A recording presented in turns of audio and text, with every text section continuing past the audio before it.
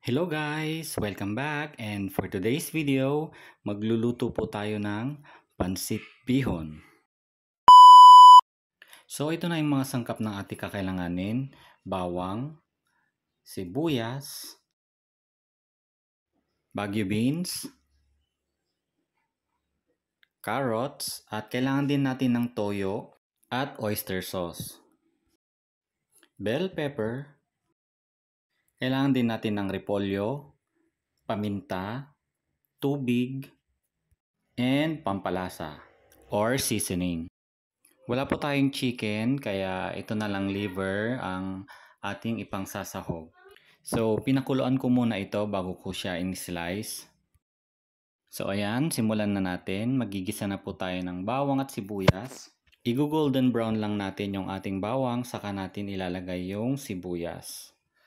And then, pagkatapos po niyan, ilalagay na po natin ang ating na-slice na liver. So, bali itong slice na liver, ang ginagawa ko dito, ginigisa ko po siya ng mabuti hanggang sa medyo magtusta yung ating liver.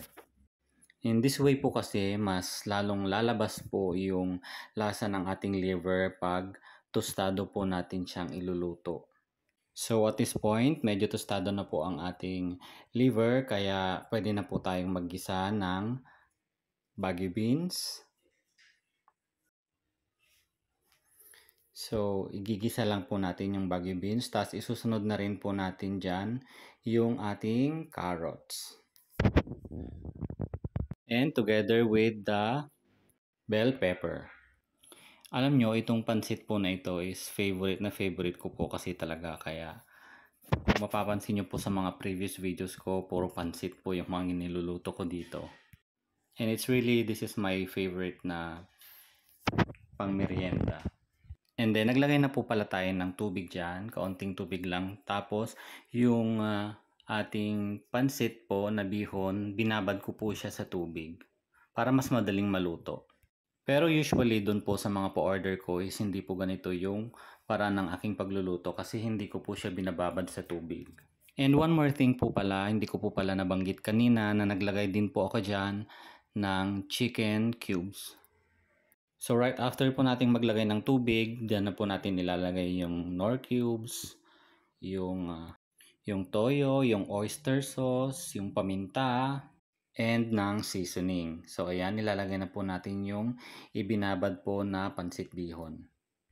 So sa kanyo lang po siya ilalagay po pag kumulo na po yung ating tubig.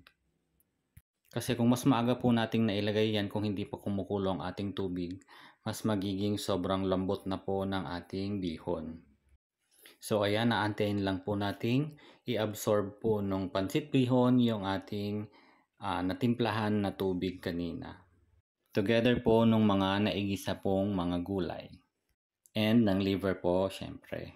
So pag kukunti na lang po yung tubig, dun na po natin ilalagay yung ating repolyo.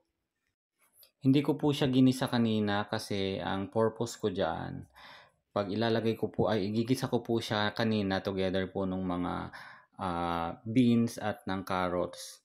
Baka malalamog na po ang ating repolyo. Kaya ang ginagawa ko is pag malapit nang maluto yung ating pansit, saka ko na lang siya nilalagay. May mga ibang pagluluto din ng pansit na kung saan ginigisa po muna nila yung mga gulay and then sineset aside, saka nila niluluto yung pansit and then sa kanila i-mini-mix together. Pero dito po sa akin magkaiba po. Iba din po itong way ng pagluluto na ginawa ko. And ito na ang ating pansit bihon. Ito pala aking niluto na pansit bihon is ang aking ipangbabaon. Ayan, may kasama na rin siyang tinapay na may palaman. So ayun lang. Thank you po for watching.